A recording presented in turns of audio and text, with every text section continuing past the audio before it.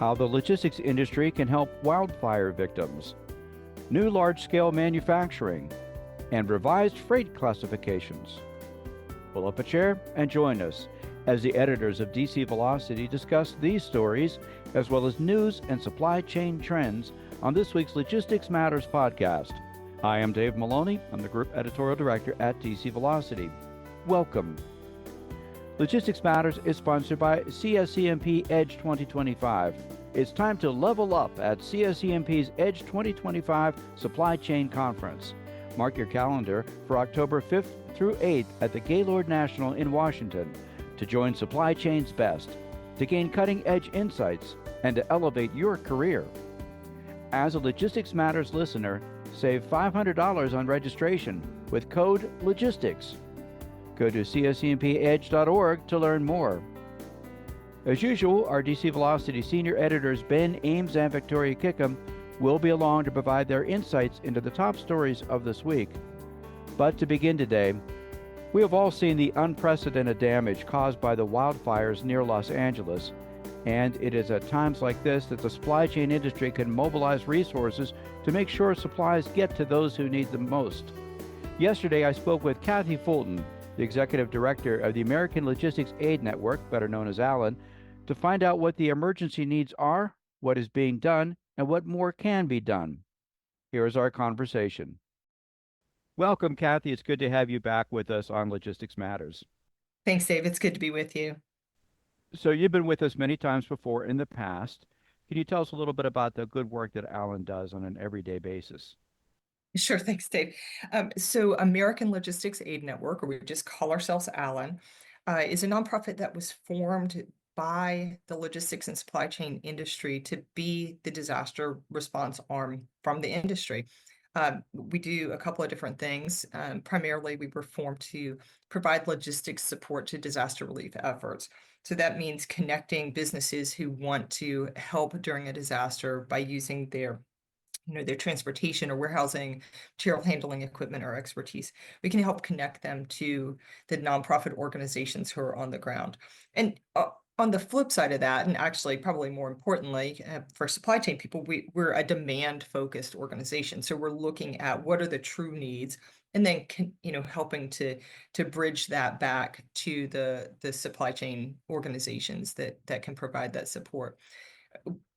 We're focused on kind of meeting essential human needs. And so when I talk about that, I mean things like, nourishment and hydration, shelter, kind of those immediate needs in the immediate aftermath of a disaster. But that doesn't mean that it's only, the first 10 days or so that we're focused on that. We also think about those things long term as people kind of move out of that immediate crisis into the long-term recovery. And so we're active for both the immediate response and a long time after. Very good. And you do a great job. A lot of your attention has been recently on the disaster in California with the wildfires, and you've actually been on the ground there. Can you give us a little bit of an update of what's going on and maybe what could be some of the rhetoric that we're hearing that may not be accurate? Yeah. So, when we think about Los Angeles and what's happened there, I'll call the situation complex. The two big fires that everyone has talked about, the Palisades fire and the Eaton fire, are kind of like tale of two cities. We have Palisades, which is an area that is more economically well off, and then we have Eaton, which is Altadena and other areas. And so we're dealing with those two very different kind of communities that need support in very different ways. The other thing that has made this complex is, we have 200,000 people approximately affected out of a city or a community, larger area of Southern California, 22 million or so. So the percentage that has been affected is small, even though the number of people is much larger than, I don't want to call it a disaster typical, but a hurricane or something like that. But the thing about it is, because it's a densely kind of populated area, those people have options.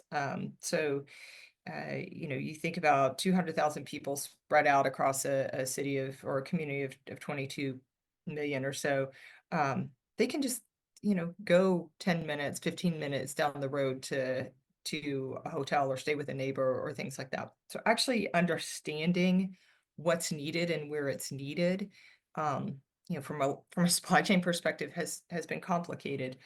I'll also say that in terms of, the types of disasters that we respond to, fires are always difficult. Every disaster is difficult, but when you're dealing with a hurricane, chances are that there's probably some type of structure for people to go back to. In this case, where the homes and structures have just been completely demolished, um, it means that we're dealing with not, weeks and figuring out how to muck out and gut out and clean out the house. It's dealing with, okay, we have years of figuring out when can we actually help people sort through the ash, of what used to be there, and where are they going to live short term, and where are they going to live medium term, and where are they going to live long term, and then all of the things that go with that. Where are they going to eat? I'll just say, I'll leave it there as complex. And people have been very generous in donating materials and goods and helping the victims through the Red Cross and a number of other agencies. But that also presents some difficulties, right? Can you kind of explain what's going on there in the ground with what to do with everything that's come in? Um, I am never going to tell somebody to not be generous, but there's an abundance of generosity, and outpouring of support that has occurred. But for the same reasons that I just talked about, trying to find where everybody is to get things to them, these donation locations quickly get overwhelmed. I was there, visited LA and went to a couple of these what we just call pop-up distribution sites. Um, and some of them were like well organized. They had things segregated. If you walked into the area as a supply chain person, you're like, okay, this is this is messy, but you can still figure out where things are and where they're needed. But there's no inventory management happening.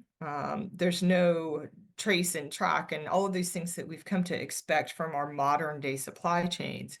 And the other thing that I'll say is there's no validation of the people who are coming in to receive support, whether or not those are the people who've actually been affected.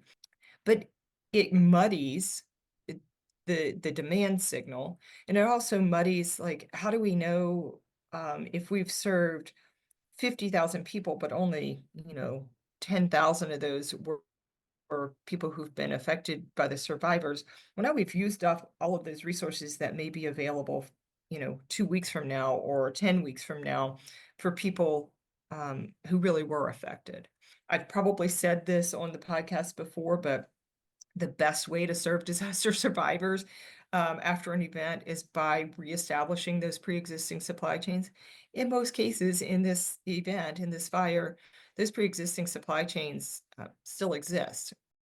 You do have a big city around all of those fires to support a Right. lot of the efforts that's Yeah. there. Right. What are the immediate needs that logistics can offer?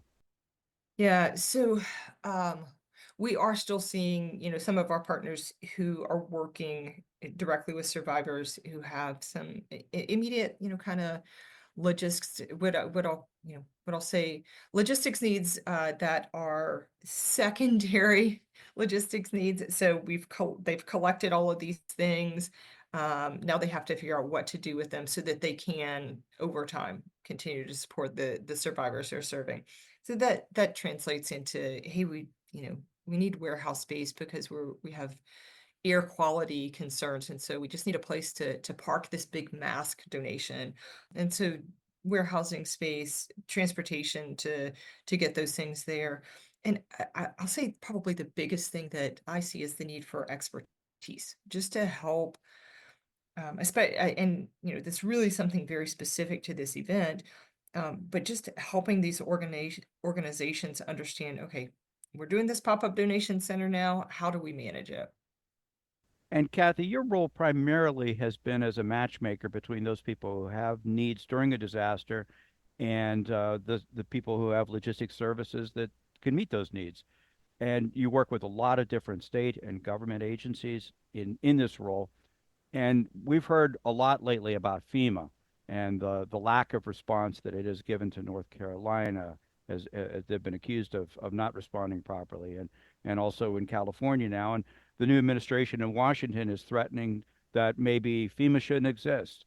Since you work a lot with those kinds of groups and work with FEMA, what's your take on all of that? Yeah, unfortunately, we've politicized the support that people really need on their worst days, and I think that's unfortunate. What I will say about FEMA is that we've distilled everything that happens within the agency and all of the people and all of that into this four-letter acronym that kind of just gets tossed around as this big monolith, when really it's about the people who are there and the people who are public servants and who want to do good. But they can't do good outside of the bounds of what's called the Stafford Act, right? And so the Stafford Act says that local organizations, local municipalities are responsible for the response until they're overwhelmed. And then they request support from their state. And then when the state is overwhelmed, then they can request support from FEMA.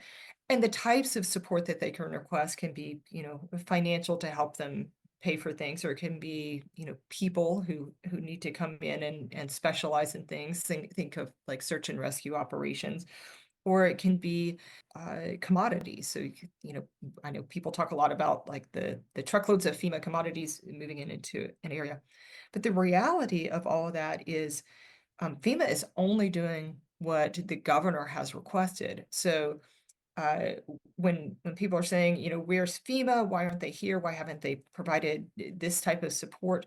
The reality is they're providing whatever support the governor has requested.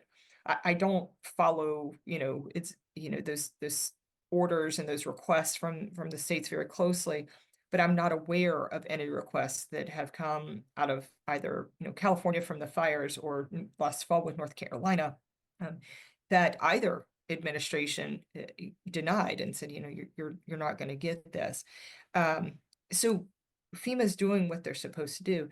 When we talk about wholesale, cutting out an agency, or more likely moving them to another department, I think we really have to think about what is the mission of that organization, what is the role that they're supposed to play, um, and how are we serving people? If we want to do this so that people get what they need when they need it, and where and how they need it from government sources, um, it, then I don't think it's realistic to cut that agency. I'll say one final thing about this, Dave, and that's nobody thinks that any of the government agencies that are out there who respond to disaster are perfect, right? We know that there are still gaps and there are still overlaps. No one is saying, hey, we don't need to help.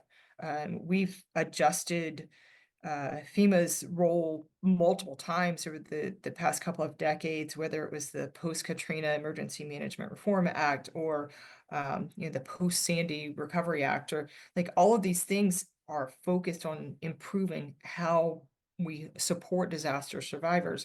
Um, I don't think we're at the point where cutting out an agency is going to be better for disaster survivors. We are always looking to blame somebody when something doesn't go right the way we want it Yeah. to.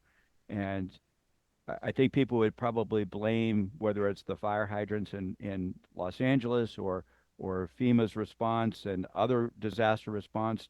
They're looking to blame somebody for not Yeah. having a things come together perfectly.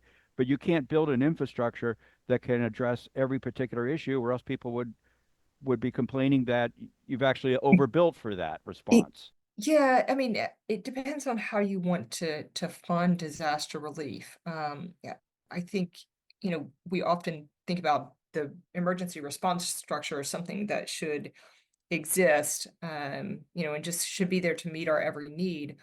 Um, but I think it's kind of like insurance, right? You don't pay for insurance and see the benefit of it every day.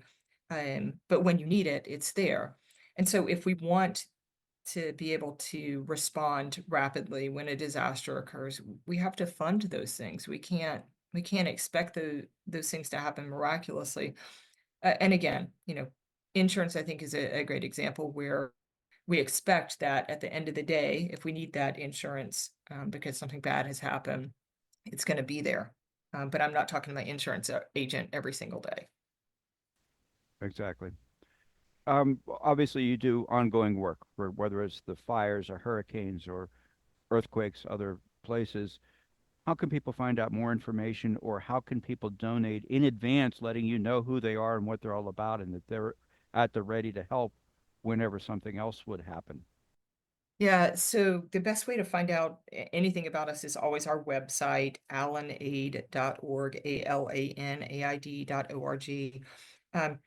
Kind of like those organizations who you only hear about, like your insurance, you only hear about them when something bad happens. That's us too, but we're active year round. We're operating all the time.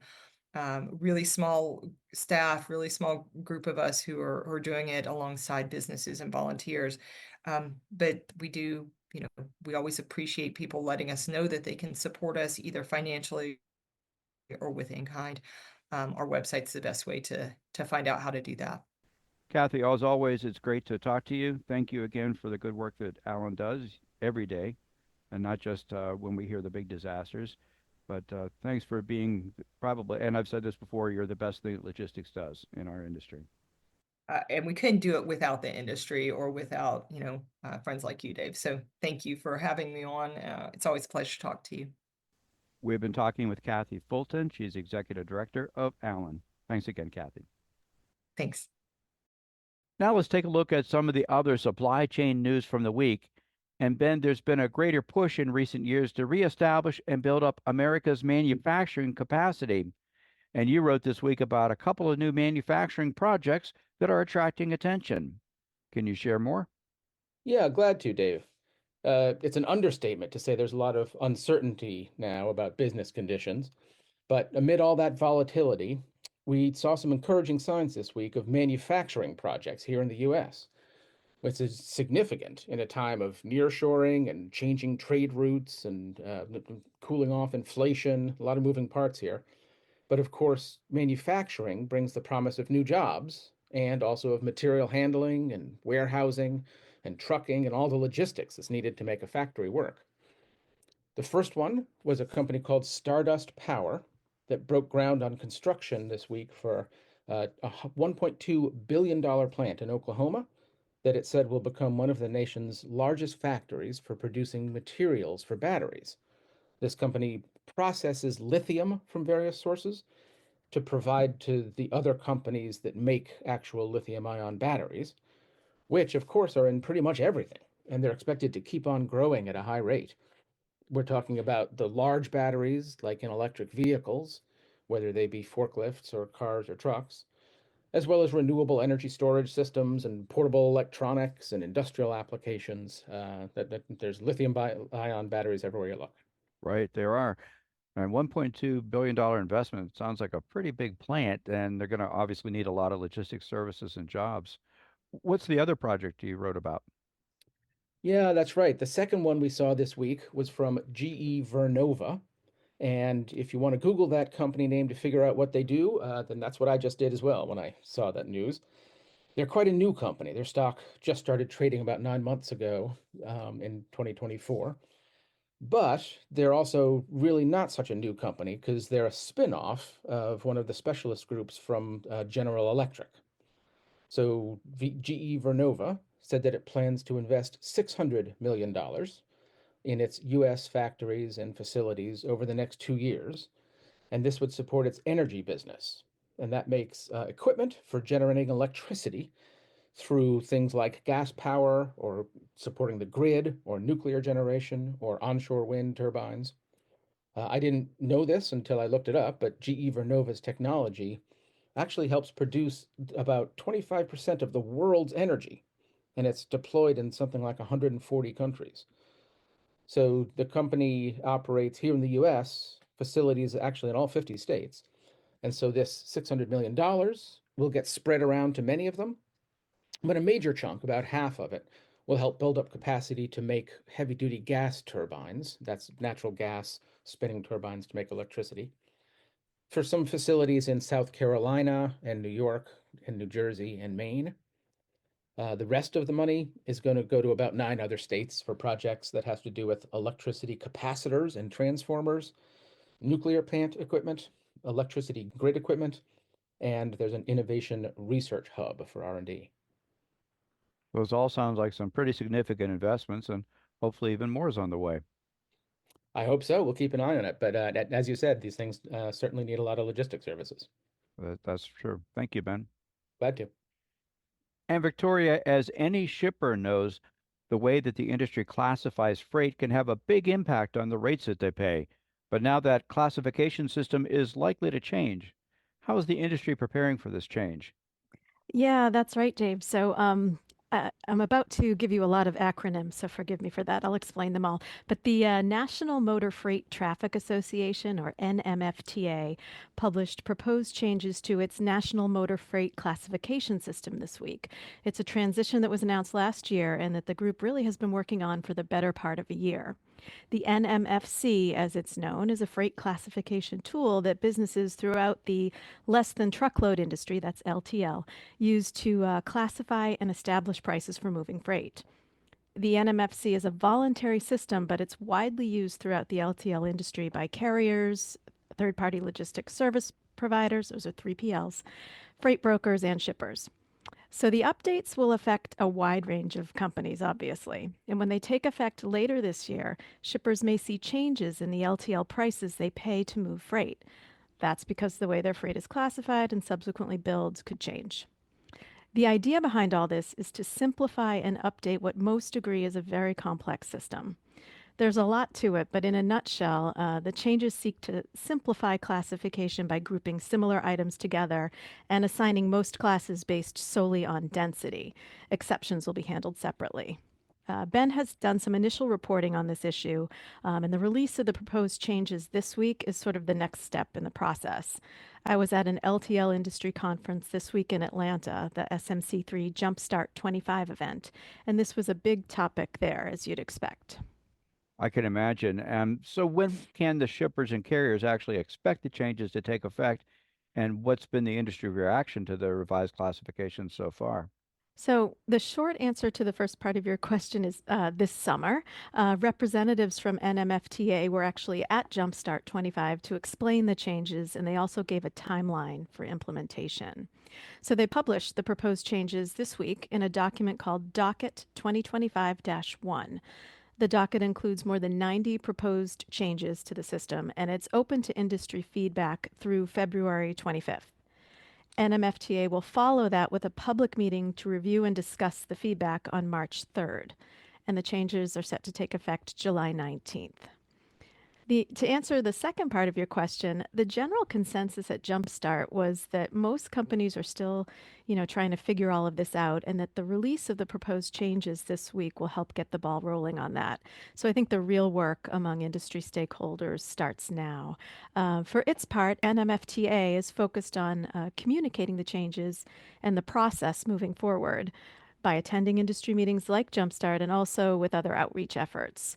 There's a dedicated website that details the changes. Stakeholders can go to nmfcchanges.com for general information, and once there, they can register to receive biweekly updates on the progress directly from NMFTA. And we'll go ahead and put that link in the podcast notes section for people who can find those in your podcast platform. And you are right, there were a lot of acronyms in that particular story. So thanks for explaining them all. You're welcome. Thanks, Victoria. We encourage listeners to go to dcvelocity.com for more on these and other supply chain stories. Also, check out the podcast notes section for some direct links to read more about the topics that we discussed today. And we'd like to thank Kathy Fulton from the American Logistics Aid Network for being our guest. We welcome your comments on this topic and our other stories. You can email us at podcast@agilebme.com. We also encourage you to subscribe to Logistics Matters at your favorite podcast platform. Our new episodes are uploaded on Fridays. And a reminder that Logistics Matters is sponsored by CSCMP Edge 2025. It's time to level up at CSCMP's Edge 2025 Supply Chain Conference. Mark your calendar for October 5th through 8th at the Gaylord National in Washington to join Supply Chain's best to gain cutting-edge insights and elevate your career. As a Logistics Matters listener, save $500 on registration with code LOGISTICS. Start your year strong and secure your spot at Edge 2025. Go to cscmpedge.org to learn more. We'll be back again next week with another edition of Logistics Matters. Be sure to join us. Until then, have a great week.